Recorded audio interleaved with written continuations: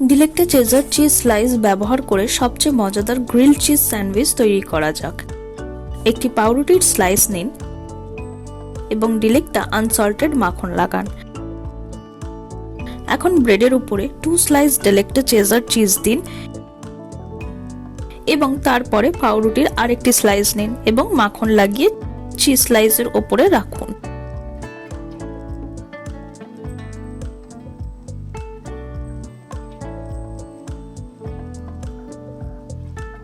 ওপরে আরো মাখন ছড়িয়ে দিন এবং এটি একটি গ্রিলারে রাখুন। এটি শেষ না হওয়া পর্যন্ত গ্রিল করুন।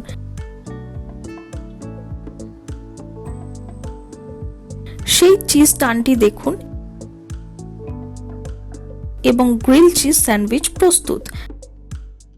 ডিলেক্টা পণ্য সাবস্ক্রাইব করুন এবং বেল আইকনটি টিপতে ভুলবেন না।